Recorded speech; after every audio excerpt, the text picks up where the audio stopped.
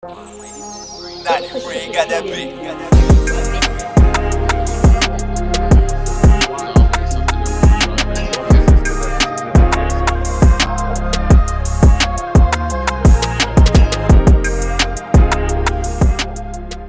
What's going on, family? It's your brother Lawrence here with another episode of Watch God Work.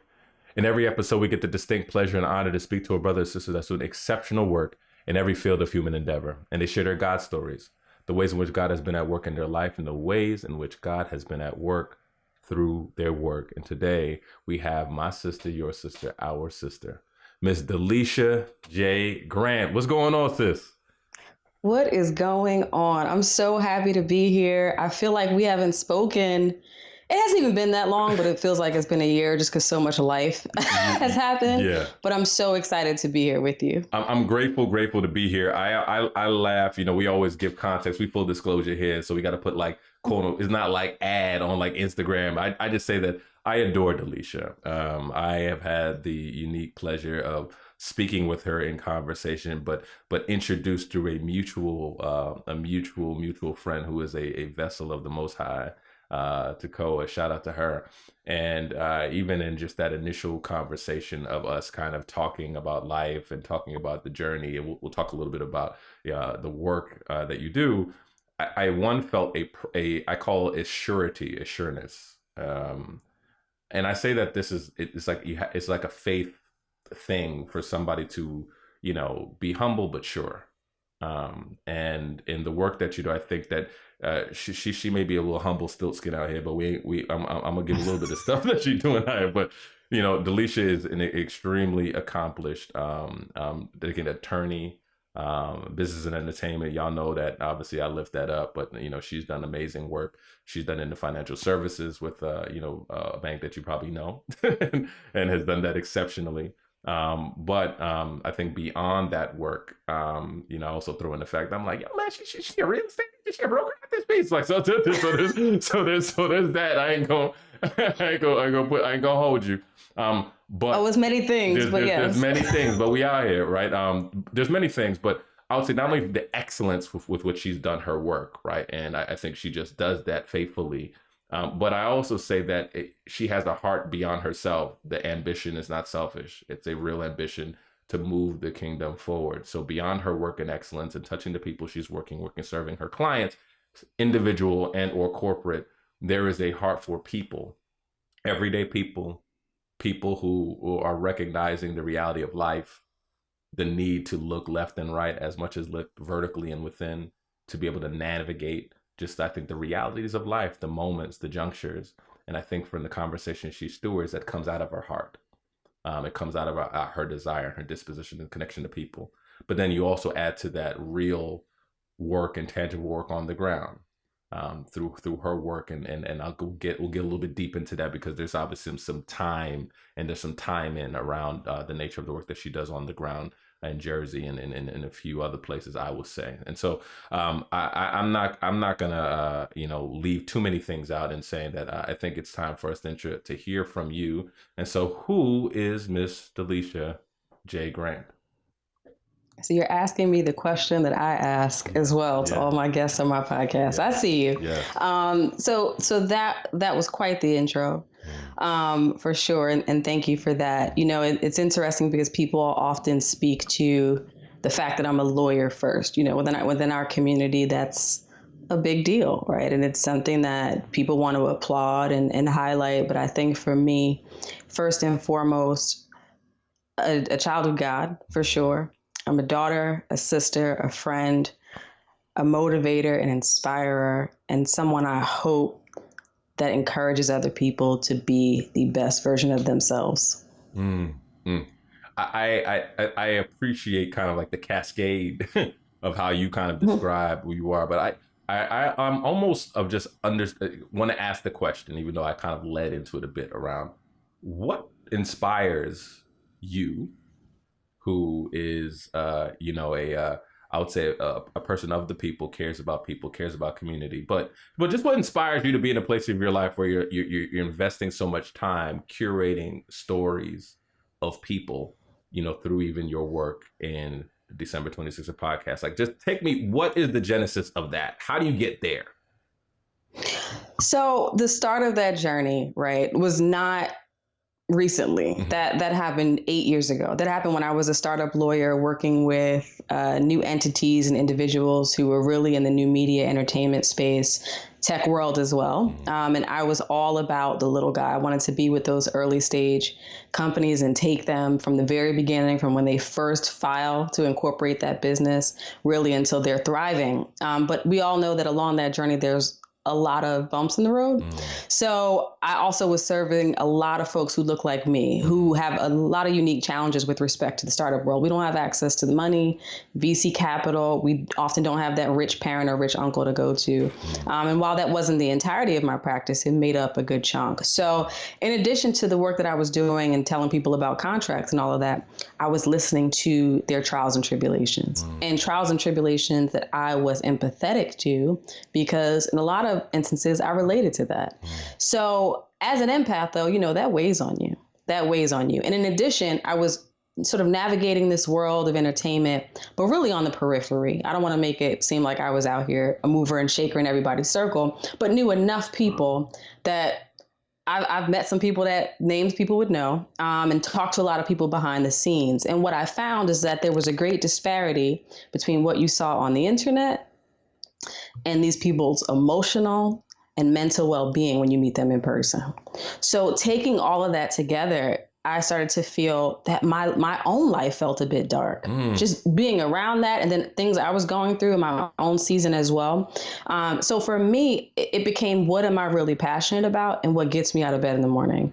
And for me, drafting the agreements and doing the legal work was cool. It's a means to an end. It's a way to pay my bills.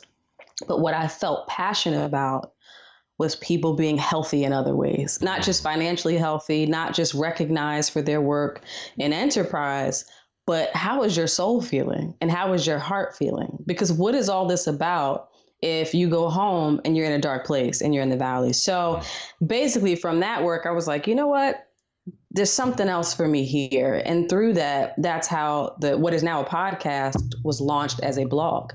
And that whole blog's focus was to really break down a lot of the issues that I was seeing in my day-to-day practice with respect to how people were interfacing with each other, dealing with their own traumas, dealing with overwhelm, and taking it not from a place of like, I'm an expert, but these are the things that I've experienced and how they've affected me. So that's really how it started. And through that, I started finding that I was going to events, because what you're really called to do, and I tell people this all the time, like your purpose will reveal itself. If you just keep walking, keep investing in yourself, it's going to come clear to you. It's going to become clear. So I was going to these events and people were bringing me in as an entrepreneurial lawyer, but I was getting questions that had nothing to do with being an entrepreneur from a business sense, right? So people are asking me about, how do you maintain optimism while you're trying to grow your business? How do you deal with being a woman who's doing well successfully, but may not be finding love or really healthy interpersonal relationships? What do you do when everybody's against you and you can't seem to break through in your chosen field? So all these questions are cool, but that has nothing to do with me actually having gone to law school. So the more that's happening, the more I'm realizing I'm energized more so by this conversation than people asking me, should I file an LLC or a corporation? So then I had to ask myself, like, okay, not to say that the legal work is not a part of what I've been put on this planet to do, because I'm good at what I do there too, but there's got to be something more. So it was really all of those things, feeling that pull initially, just dealing with a lot of people on a daily basis, but also realizing that people saw something in me and wanted to know my view on certain areas. So I think that, that's a long way to say that it wasn't one singular incident. It was a progression. And then, and then at one point we got into a period, and we can talk about it here. I got into a period in life where I went through my own valley experience, and I was like, I can't help anybody. But then coming out of that, it was a new level of understanding. I think I hate to use the word wisdom. I'm not calling myself wise, but just a new insight that I was like, okay, now it's time to go back to this. And that's when it manifested as a podcast. And now that it's manifested as a podcast, and I'm realizing this show is a vehicle for people to really put their humanity on display. And display a level of vulnerability, particularly for us, for our stories, I think that's important, and we don't have a lot of safe spaces to do that. So it has continued to evolve, and what I'm put on this planet to do continues to become clear to me and crystallize. So there are parts of it I probably don't even know, but I know that I am not. I know I'm not only called to this; it's something that I feel pulled to do. So even when I'm go ahead. No, go ahead. I don't want people to miss the front because you ain't gonna zoom past this, right? So I think Yes. I think this is just good for people. I'm gonna hold this piece up, right? Of the, almost like you don't, find, it's like you don't find God, God finds you, or you don't find your purpose finds you, that it wasn't something that you were seeking, but it was something that continued to come to you. That's one of the ways in which you find how you're called to serve those around you. But there was also this other piece, because I think when people have this picture, right, and please, my attorney friends, all my best friends attorney, they will come at my neck, right? But I would say to say, you talked about being an empath or being someone who can understand, those things. I kind of almost want to understand when you even sensed that was you, right? Because I think people think of the attorney as this very stoic, right, exterior. And I think obviously, as you're going to talk about later about your own valley, it just seems, was it a very utilitarian decision of just saying like, all right, legal, this is interesting, intellectually curious for me, but the emotional side, were you surprised by these questions? Not from a standpoint of this is not my career, but were you surprised because you're like, oh wow, this is really not who I am? Like, I'm trying to bring up this notion of a contrast between how people perceive you in your profession and how you are as this empath, right? Was that a surprise to people outside? And was that a growing surprise to you? Or you didn't really think that your emotions and your career were out of sync? Well, it's funny because there are some people who may hear this who know me personally, namely men that I've dated, and they're like, no, she's stoic personally too. But that was a but I digress. I laid that up. Oh, my bad. Yeah, that's a conversation for maybe your other show. But anyway, so I think I may not have had the words, but I think I knew very early that I was an empath. And if you talk to my mother, she'll tell you, I have no recollection of this, but she'll tell you that I was like 1-2 years old. And if my mom was sad, I would crawl in her lap and wipe her eyes and say, it's going to be okay. So I think something that I was just inherently born with, I don't know, or developed very early. I don't think that I really developed the language though for it probably until somewhere between college and law school. And I think it wasn't until I got into my actual career and got into corporate America where, you work so hard to get to this point and you're expecting everybody to just be balling out of control, climbing the ladder of success and loving it, because I grew up, working class family. So I was reaching for that pinnacle, and then to get there and see so many broken people, and not broken on the surface, but me sensing that, that's when I realized, oh, you feel things at a much deeper level. So to tie that to my career, I always wanted to be a lawyer. I grew up in the Cosby Show era. So like Claire Huxtable was it for me. I was like, this is what I want to do. Got a brownstone. And yeah. So I think I knew probably even before I went to law school that I didn't want to be a litigator. And the reason, even though people look me up, I did litigate. Right, that's a whole other story at how my career started. But I didn't like the contentious nature of it, the fact that it was so adversarial, deadline driven, running the clock up on people with billable hours and all that stuff. That didn't really fit my personality. I knew criminal law didn't, because I knew I would take that home. If somebody was convicted and sentenced on my watch, who I feel like should not have been, I knew I wouldn't. So there were just certain areas of law, because I'm an empath, probably would have driven me to success, but it would have been very hard for me to separate the two worlds in a sense. Corporate business law, not to say that the empath thing doesn't come out, but it felt like the safest route to be able to shut that side of me down and just get the deal done. Right. Can I catch it? Like, it almost seems like in some sense, you're doing like two things at once. In one sense, because you're an empath, you were being thoughtful about the space you were in, right? and, you know, while at the same time, you're trying to go into a space that doesn't so much draw on that, right? So, for example, like if you Yeah. went to criminal, you'll carry that. So it's like you're doing two things at the same time. Was that a place of where my curiosity comes around?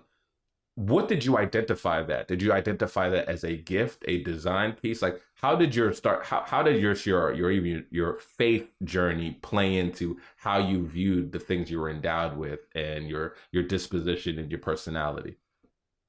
You know, growing up, I always was from very early. I was born into the apostolic faith. So people who don't know a lot about church, Break very that down. much, Please break that down for the listeners and you know, hearers. so, and there are many different forms that it comes in. I was born into the Church of Our Lord Jesus Christ. Most people know Kojic.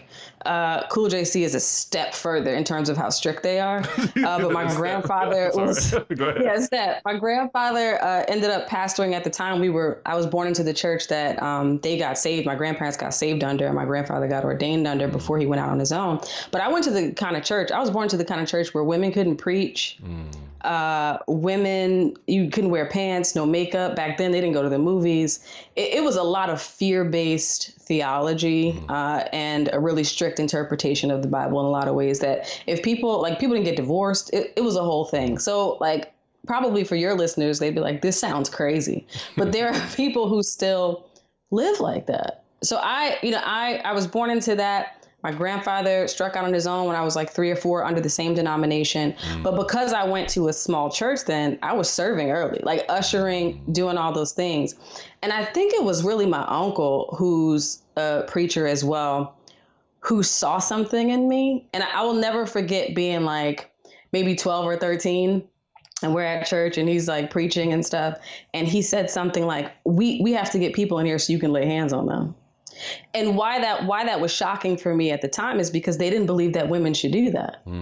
So the fact that my uncle, who is ordained in this organization, said that, and he probably doesn't even remember that. It was the end of his message, and he like called me out. I'm like, if he's saying that, and that technically goes against the tenets of what we believe, then there must be something to my giftings. And he's interpreting it that way. And I'm like, no, I don't really want that from, just a human perspective. I don't want that smoke. I don't want it. but clearly, and I knew even before then, people saw things in me in the church. People take you under their wing when they feel like you're something special. I didn't know what that meant. And then when he said that, that's when I think I had the first real inclination that there's some kind of call on my life. And what does that look like? Because I don't want to be a preacher. Right. So I think that was the first inkling, and then that evolved and took on many iterations. We left the apostolic faith. So then there was that, and there's this, then it was me going on my own journey as an adult and being like, this church thing is too much for me. I need to take a step back. So it's while my faith has gone through an evolution process, that knowing inside of me that this is a gifting has never changed. So I knew that wasn't anything from outward, that was coming from inward, because that never left. This has been I would say almost like a theme of the week. I've been having all these conversations with people of just all walks of life, and for them, just their sense, their genesis moment, they would say, of that something's beyond, and something's at least orchestrating something inside, was this knowing, this feeling sense. And like I said, one of the things that I real quickly drew from you and speaking with you is this you walk with a knowing, a sureness to yourself. And this is not all I call like somatic confidence or this. It was just from that moment, what would you say was your first, well, I'll say like God moment, like encounter where you're like, yo, like God is real. He's with me in my life. And, this is like actually drawing me to a place where I recognize that this is going to be an important part of my walk. And this is not from a hyperbolic perspective, but it seems like for people, that's part of the journey. But was that your story? What was the first kind of God story experience that you had? I think my first God story is when I learned that as a child I swallowed a quarter as a baby and nobody knew it until actually until they changed my diaper. I was like, okay, God must have something special for me if I just slipped a quarter down for like 10 months. But as a teenager or a young adult, and when you say God moment, can you expound on that a little bit about what that means? Yeah. So for me, part of this conversation is that the God moment is that beyond my understanding, there has to be a greater power at play in what's happening here and what just happened here. That when I look back, I said it has to be God because there's no other explanation for this moment.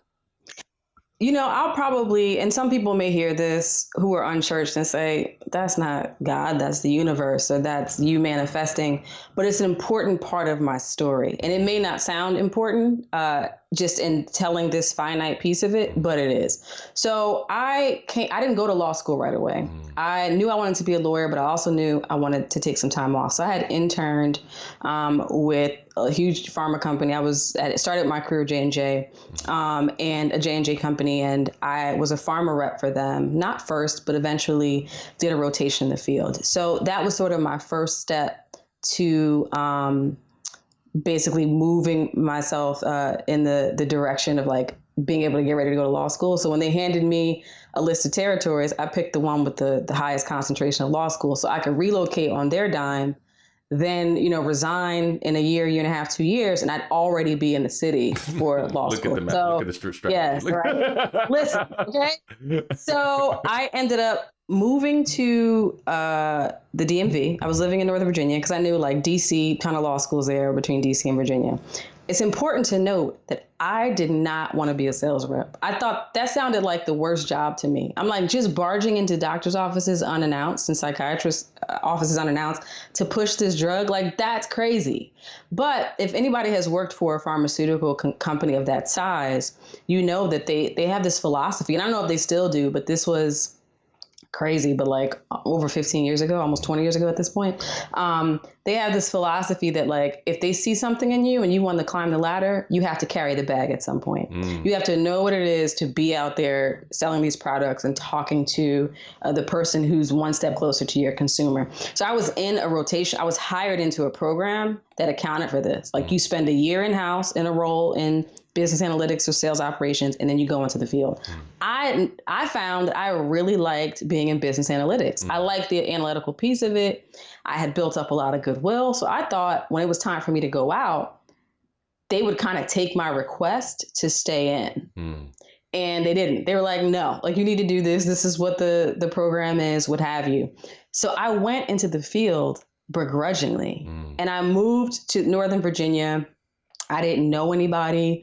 I had no friends. There's no office. Your coworkers are in districts miles and miles away.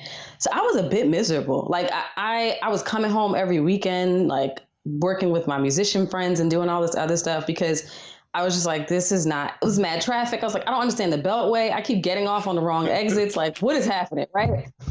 So I was like, I got to get out of here. Like, I'm going to do this job long enough to get some bonuses and like prepare for school, but I need to go. So I started studying for the LSAT. And while I'm studying for the LSAT, I'm still not only going to doctor's offices, but hosting lunches and breakfasts there. And I will never forget this. I had a pediatric office that was really big that I serviced. And we had planned this lunch. And you make small talk. You get to know the front desk staff as part of the job, right? And the nurses. And somebody said, oh, have you taken the LSAT yet? And I think I was like, no, but I'm preparing, I'm making it happen, what have you. And after that lunch, a woman comes up to me that I had never seen before and said, do you have a card? And I said, yeah, I have a card. And she said, my husband is a chairman, and she listed an international law firm that I knew. She said, you should talk to him. And I said, okay, that's cool, right? So he was in the DC office. And the next week, I get a call or an email from his secretary saying, Mr. So-and-so would like to set a meeting with you. And I'm like, what? So I go in, right? I have this meeting with this chair. And now I think this far into my legal career, I even understand how impossible that is, right? Like that just doesn't happen. So I go into this meeting and he starts asking me these questions and, all this other stuff. And he said, listen, the life of a lawyer, and particularly working at a big white shoe firm, is a conveyor belt that is very hard to get off once you're on. You need to decide if this is really what you want. And I see something in you. If you're willing to leave your job early, your corporate gig now, I'll hire you as a paralegal for the last 6 months before you start law school, so you can figure out whether this is what you really want to do. Now, most people will hear that and think oh, he's about to offer her a job. What he offered me is an opportunity to figure out whether these were golden handcuffs that I wanted before I let them put them on me. So I took a huge pay cut to go work, and I need money, right? I need money. I'm about to go to law school, and I'm leaving. Everybody tracking with you, we know you needed that. Right. I'm about to leave my pharma gig, which pays me well, and I had a cost of living adjustment because I moved from Philly to DC area, right? To go take this job that doesn't really pay a lot, because I was I think I was classified as a legal assistant. I don't even think I was classified as a full paralegal, but something in me was you need to do this. I got in that job. It was the most stressful 6 months of my life. I was oh my God, this is not glamorous at all. It's stressful. The billable hours, the demanding clients, everybody's on edge. This man who was really nice to me is kind of a demon in his office now, right? It was a lot. And I was I don't know if this is for me. And I don't know what is, but I don't know if it's this. So why that's a God moment for me is because had I not had that experience and I stayed in pharma, took the LSAT, went to law school, that's the path I would have been on. That is the path. So that was the first time where it was a God moment, in the sense that he was steering me away from something that I really wanted and something that would be really lucrative. And I would have never thought that I would be miserable in that environment had I not been in it. Because here's the thing, you can be a summer associate. The legal profession is one of the few professions where they treat you better as an intern than they do as a right? Yeah, it's a sales pitch. It's a sales pitch, farmer. Yeah, right. You're an intern, you make crap money, you just waiting for the full-time offer.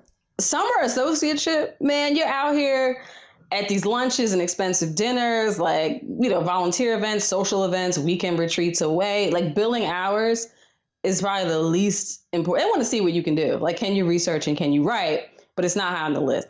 All that goes out the window when you get hired, right? So, and not that I walked away fully, because I still tried to navigate and negotiate and bargain with okay, well, maybe if I go this way, it'll be a little bit better. Maybe if I go to a smaller market, so it wasn't, there were levels to it, but that was the first time where I was he really saved me from myself.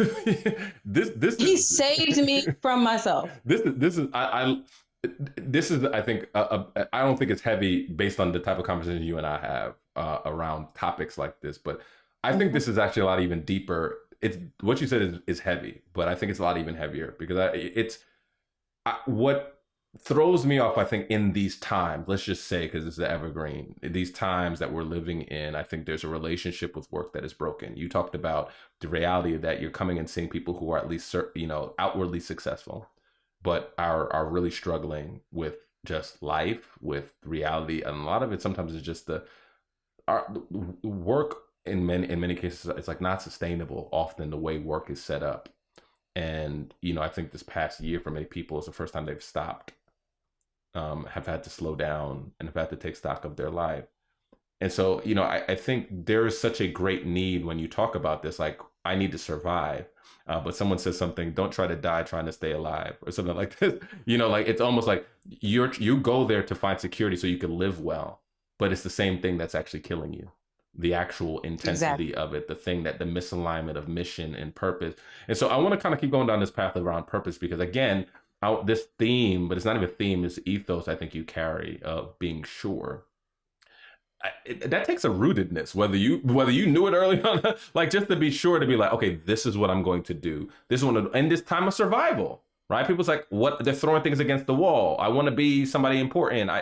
There's so much of that. So how have you been able to, I think, be so singular in a time that I think, whether out of necessity, people have had to do multiple things, and I'm not saying you don't, because clearly we made jokes early on, but it just seems like there's still like, at least at that stage of your career that we're at, there was still a very singular view of this is what I need to do. This is where I'm giving my time. When, like what's your kind of your dynamic got around just how sure you were? Have you always been that way? And then two, when did you start to open it up a bit in terms of wanting to do multiple things at the same time? Yeah. So I am very much a fragile being in that I think deep down, I've known, but I want people to understand that there are many phases and seasons in my life where I have questioned and where I'm like, okay, I thought I heard correctly, but this is not working the way that it's supposed to. So did I hear wrong? Like what is really going on here? And I have many moments in my academic situation and my professional life that speak to that. But here's the thing. Every time I came up against something like that, where it's like, this is it. Like, this is the time the other shoe's going to drop and it's a wrap for me, right? There was always something that I call them mile markers. So there's always something where you ever been on the highway, you're like, what the, like, where, how did I get here? Where am I? Did I miss my exit? And you see something that gives you an indication that you just keep going. I've always had those mile markers in my life to remind me that it is super rocky right now and you've had to take a few detours, but you are still on the right path. Like you're still on it. This has got to be what you're supposed to be doing. So singular for me has been not that everything has lined up perfectly and not that I've always made the right decisions. I've had to pivot like many people, but God has never left me without a sign, no matter how small, that even if you're not on the right path yet, you're headed back to it. And that is what has allowed me to remain, even when like everything's falling crazy. Like that's the thing where I'm like, okay, like let me just stick with it. That's the singular thing for me.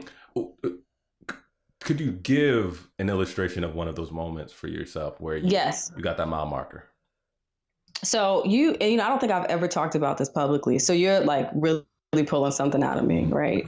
So I ended up deciding on GW, George Washington Law School in DC. So that plan, that played out the right way. Moved on, company's dime and stayed.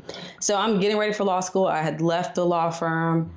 I start preparing for law school, and I go to fill out all my student loan papers and all my financial aid and stuff. And no, financial aid first. They didn't really give me any money. They were like, yeah, no, you came from corporate America. Good luck, like borrow, right? So, and there wasn't as much to focus on diversity as it was a year later in the class behind us. Whole other podcast episode. So like, you got to fill out these loan papers. So I was like, okay. So I filled out the loan papers, not thinking anything of it. And my loans got rejected. And I was like, rejected loans? Like, I know my credit is not bad. What is this about? So I look into it and they said, oh, there's a something in collections on your credit report. Long story short, that thing on my credit report was not, and I'm not gonna put anybody on blast, but like it wasn't mine. Let's just say that, right? But it's now preventing me from getting the money that I need to go to school. And school is starting. Like, you get through your financial aid thing and school is like about to start. And I'm like, what am I going to do? What am I going to do? Right. So I'm like talking to my mom, I'm talking to my friends, and people are like, you have to ask somebody to co-sign for you. right? And that's what the financial aid people, or like the loan people, are telling me. You need to find a cosigner. Who in their right mind is cosigning for loans for an advanced degree? That's not happening, right? So I'm like, okay, I have left not one job from a very large, recognizable organization, but left the job at a well-to-do firm. Everybody knows that I'm starting law school. Am I going to have to leave because I can't pay the bill? So I'm going to orientation. I'm going to the beginning. Nobody knows, right? Because who wants that to be what they're known for at the start of law school? Nobody. And nobody I went to law school with knows to this day. I was at an orientation event or something, like one of the first week or 2 week events. And I see this woman who I know works in administration, woman of color. And I'd seen her because they had like a Black Law Students Association orientation for all of us the week before everybody else came. So I knew her from that. And everybody's leaving the auditorium or what have you, and she's walking right by me. And something in me was like, tell her what's going on. And if you know me as a person, that is not me. Like, show no weakness, like, Cobra Kai, like no weakness, no mercy, like just, Cobra Kai. just, sweep the leg. Like, it's just, that's how I attack life, right? People don't need to know what's going on behind the scenes and whatever. But I felt that like I needed to tell her. So I said, I don't remember how much detail I gave her, but she was like, come to my office. So I go to her office and I said, listen, I don't know what's going on. I'm trying to sort out my finances, but in the meantime, I can't get my loans for school. And school is starting. Like, what am I supposed to do? And she said, listen, there's a little known program here that people don't know about, but we have an emergency fund. So if you, like, the financial aid piece can't help you there, but like I can give you the paperwork for an emergency loan to float you until you get the thing sorted with the tuition piece. They're not gonna just go to class. Nobody's gonna pull you out of class. This is not how it works. Like at the time, GW was one of the top 20 law schools in the country. Like it's gonna be fine. That's what I mean by a mile marker. It wasn't worked out. They still weren't giving me any financial aid. But it was enough to say, here's a ram in the bush. Like, here's something to get me to the next day. We all look for the big miracles, like people want to hear the happy ending where it's like, she got you a check to pay your tuition. No, that was not the story. Man, listen, me and Navient, we cool, right? But that was enough for me to know, okay, this is still divine intervention. It's not divine intervention to a level that you might want to go testify about it, and people are going to be like, that was definitely God. You went to school for free. But it was enough to know that, like, he's got his hand in this. And this is testing my faith. It's exercising my faith. There's something I need to learn here. And I'm going to learn it, but at least I can go to sleep tonight and know that I can go to class tomorrow. And I got that thing sorted with my credit. My loans came through and it was fine. And I started school. But at the time, they legit were like, we don't know what to tell you. Like, if you can't borrow the money, you just like, okay, try again next year, So that's not a chariot ride. That's not, some big hoorah thing, but it is a thing. It is a God thing. This is it is such a God thing, and I think we lose fire of the fact that at the same time we're not trying to get someplace. We're called to become someone, right? So the idea that you were given just enough to keep going, but just enough where you actually still had to exercise faith, right, beyond what you could see. You become someone as you're getting somewhere, which is, I think, such a consistent story. But I think that's the story of life. And I know that's going to help many people who do feel like they're waiting on the full resolution, while at the same time they actually have advocacy along the way. And so I think even with this view of advocacy, I definitely want to get to House of Stephen Avenue. I want to get to that, but I do want to talk a bit about this idea of carrying that you talked about, because I think that there is another reality beyond work kind of tearing brothers and sisters apart, just the nature of work and the pace. There's things that you're carrying, right? So as an empath, not necessarily going into criminal and not taking that home, you do, I think, in order for you to be in the story, be in the conversation with the podcast, hearing this, having people pursue you with things, and also being someone who cares about community outside of your own self-interest, right? You carry that, right? Is rejoice with those who rejoice, for more with those who mourn. You carry that. How are you able to just ensure, like, how does God minister to you in ways that allow you to see the realities of the things that people are carrying, the things that you carry about, but it not so much break you or weigh you down for an extended period of time? I have a really great therapist. Mm.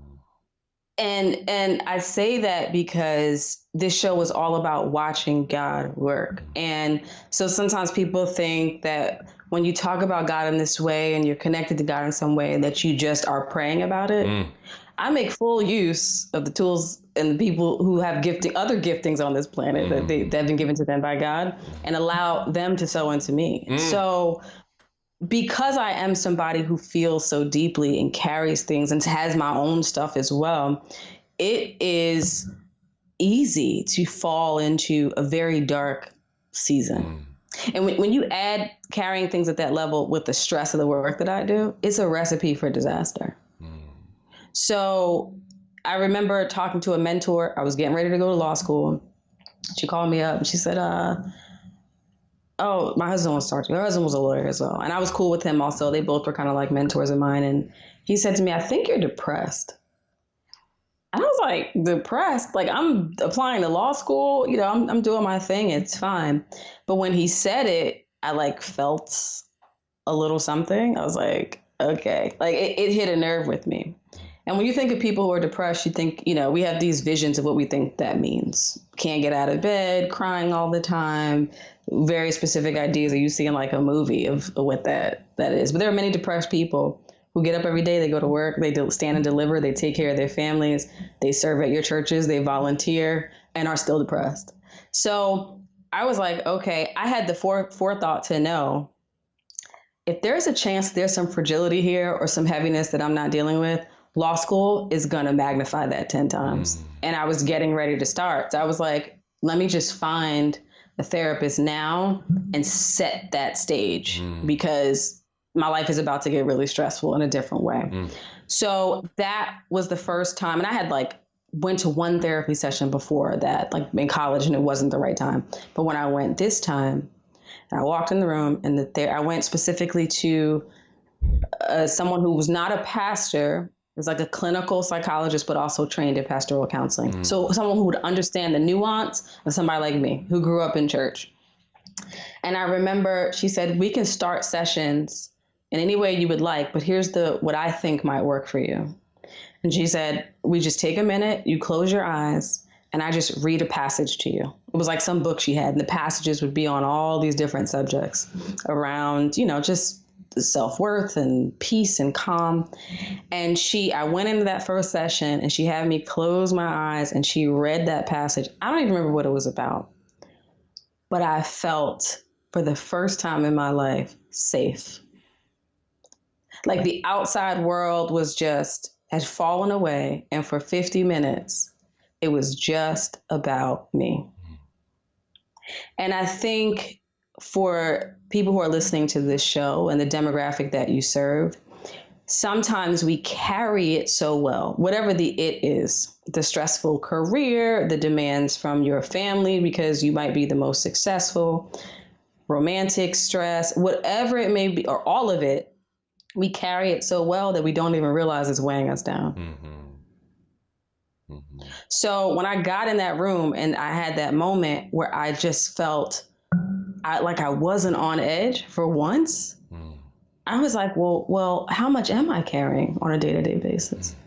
And that's when I realized the importance of having a space to talk through whatever it is that I'm feeling about me, whatever it is that I'm carrying about other people.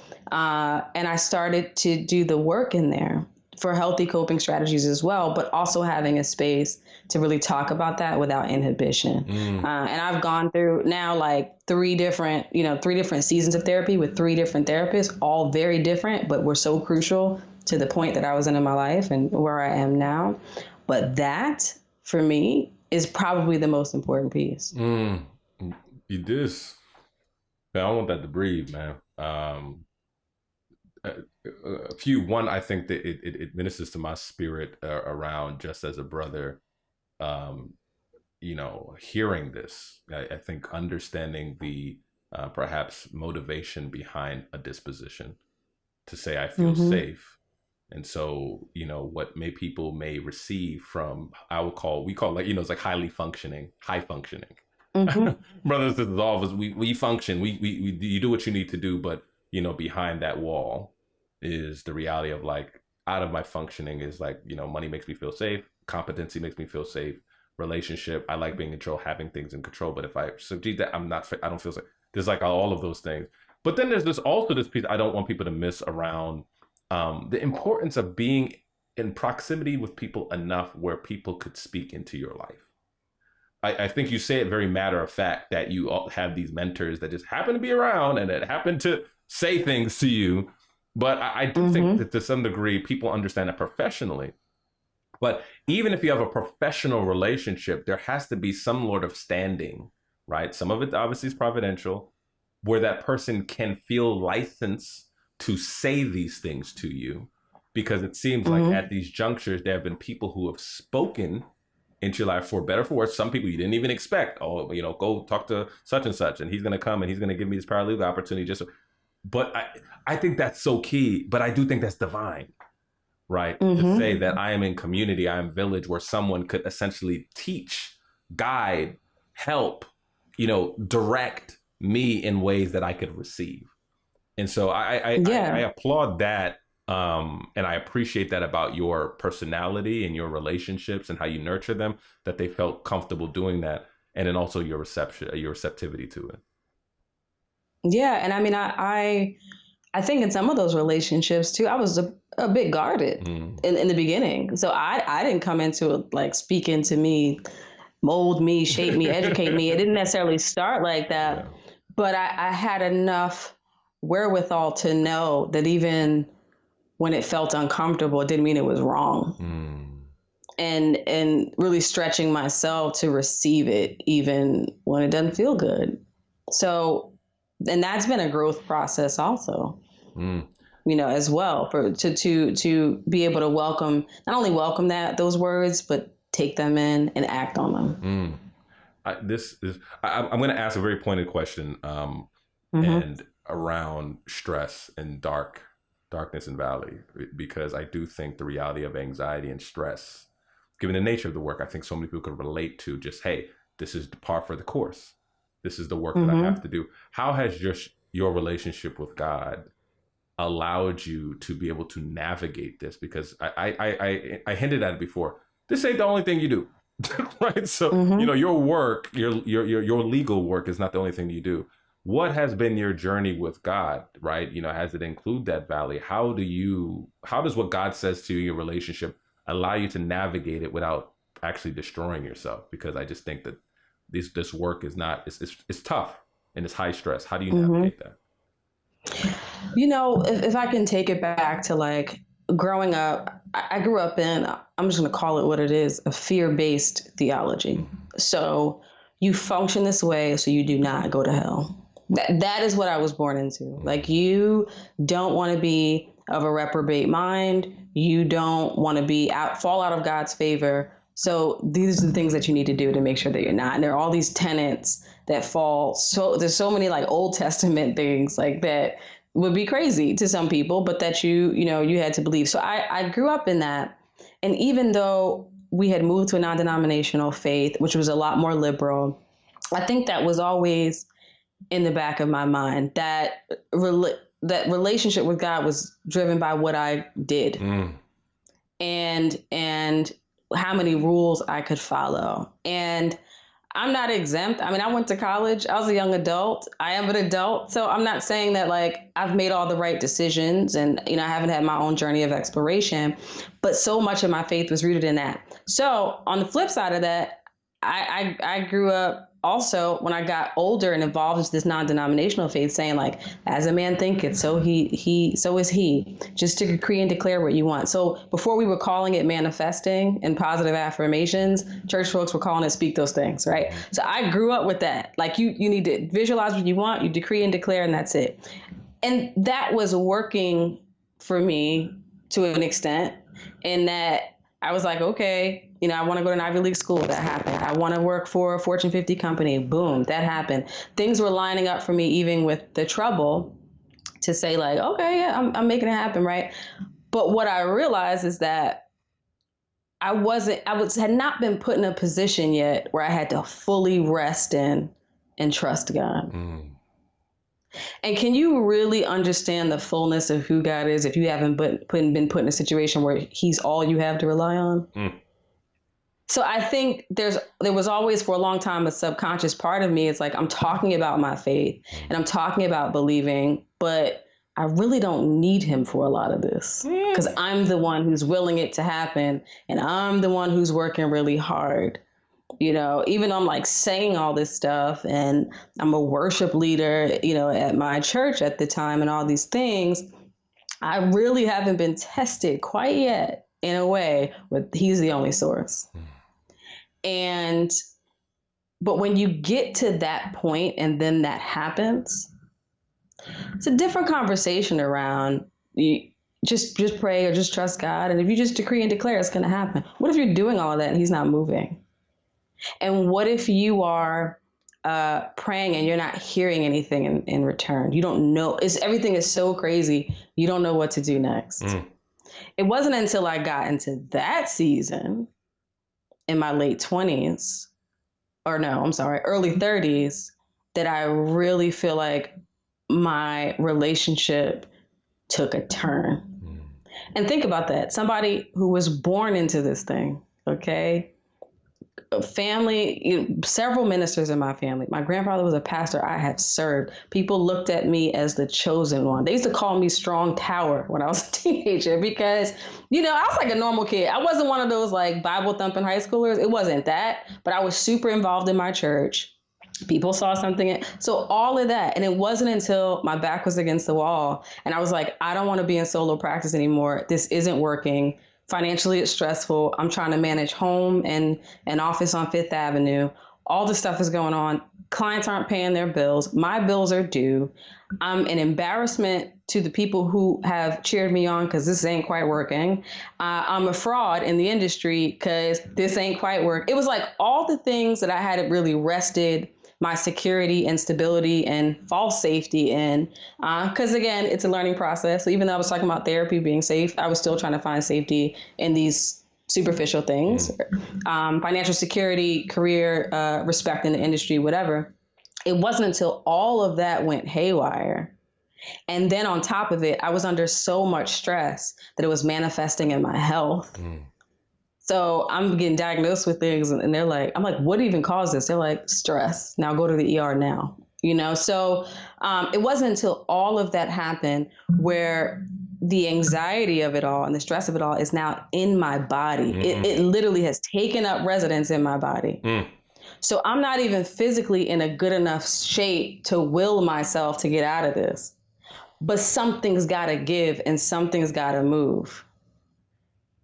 That is when you got to ask yourself, do you really believe that the one that you call God wants good things for you? Do you really believe that your steps are ordered? Do you really believe that he knows the plans for your life? Do you really believe your name is written in the palm of his hand? Well, all that's going crazy. And I had to be honest with myself and say, no, I do not. I do not. If all this has happened, if I've built up all this goodwill, I've tried to make all the right decisions, I've never been on drugs, I've never been too wild, I never really veered too far off the path. And yet here I am. Do I really believe it? And that's when I had to realize I was just checking a bunch of boxes because that's what I was told I was supposed to do. And it's easy to say oh, I believe God, my faith is off the charts. No, you believe yourself and you're calling it God. Hey, Because you've been running and hey. you've been working, you've been doing all these things and it's working. You kind of throwing God in there and like sprinkling it on him. But really what you really mean is like, nah, I'm the one who worked hard for that. Hey. But when you're working and you're willing is not getting you to the destination and you really have to rely on him, that is where relationship is really born. And that relationship is not about church. It's not even about religion. But it's knowing that this being higher than you wants good for you and is in it even when it doesn't feel like it. And you will not even know. There are things that happened to me 10, 15 years ago that I didn't understand why it happened then. And I'm just getting the hindsight on it, the 2020, where I'm like, that's where I went through that. And that's why. And this is what I've learned. And this is how I'm using this today. It's not instantaneous. Sometimes God will make you wait a whole decade before he reveals why he let that thing happen. And then some things we don't have explanations for. And it's like, no, I don't think God sent that. That was just tragedy. That was tragedy. And I don't have an explanation for it. I might be a little bit upset about it or very upset, but that's where the grace comes in. And I think why I feel like my relationship with God is elevated because now I feel like I don't have anything to prove to him. And what I mean by that is when tragedy strikes and I can't explain it, I don't feel the need to offer an explanation I don't have. You know, we throw all these things out like God won't put more on you than you can bear and, you know, all this other stuff. I'm beyond that because my relationship is enough and is sufficient enough to say, I don't get any of this. I don't know what you're doing. I don't know if you were in it. And I'm actually kind of upset about it. I'm very angry, but you've moved enough that I won't deny you. You moved enough in my life that like, I can't deny you. I can't deny your love for me. I just don't understand this one thing. But I know just as I love you and you love me, you can extend enough grace for me to move through this season in not knowing. Y'all.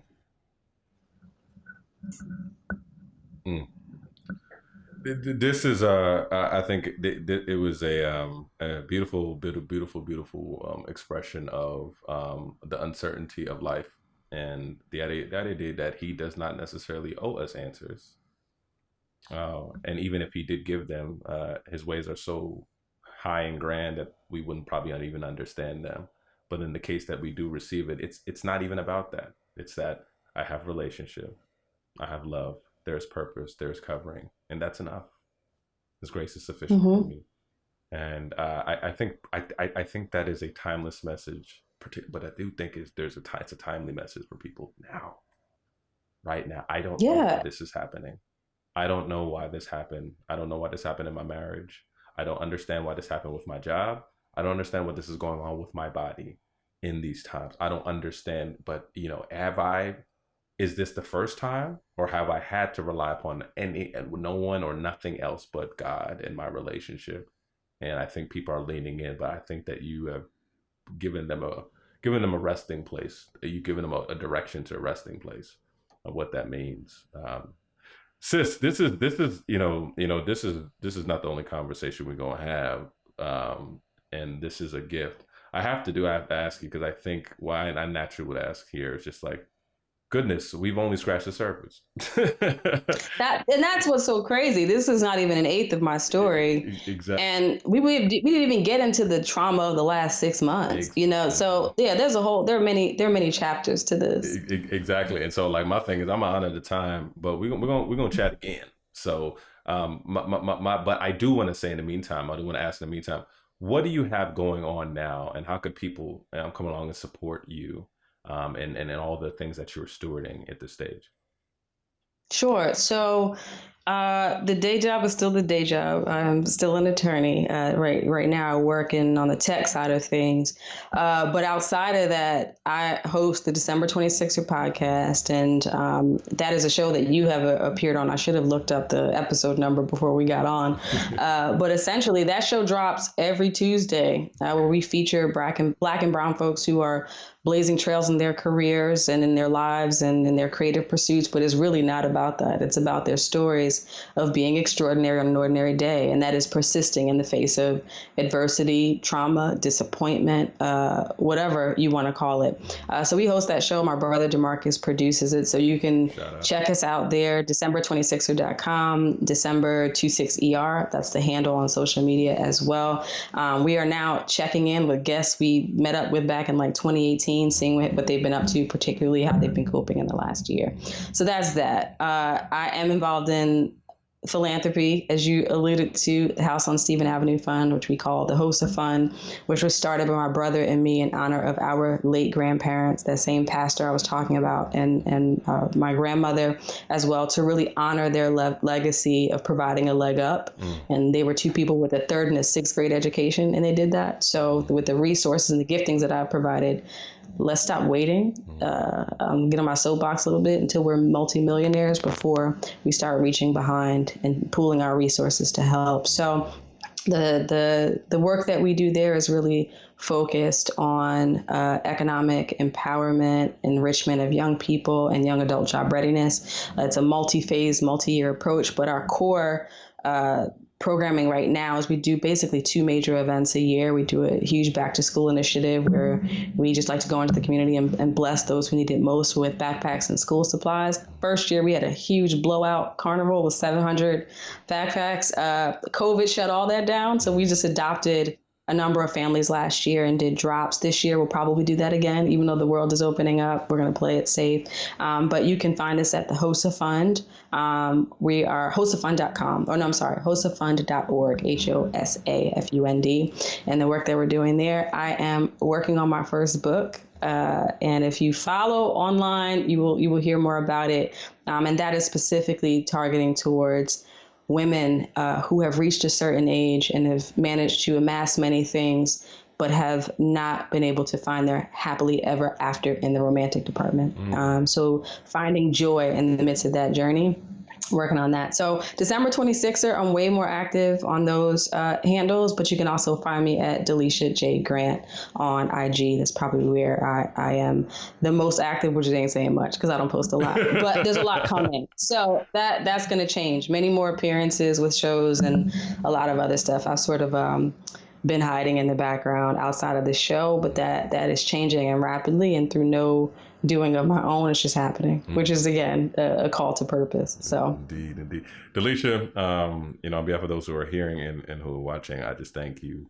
I thank you for the work and the service you are doing. I think there's something about faithfulness, and there's something about being really, really open, but also being in a space where there is real, I would say, there's an intensity of need. And I think you're in a space where there's an intensity of need. And so, again, as we said, this won't be the only conversation, but we love you. I love you. Love your family. Love what you're doing. And I'm grateful to see that we will support you in all that you're doing moving forward. But there's more stories for us to tell, and we look forward to that time. Thank you, sister. Love you, brother. Thank you so much. Yeah.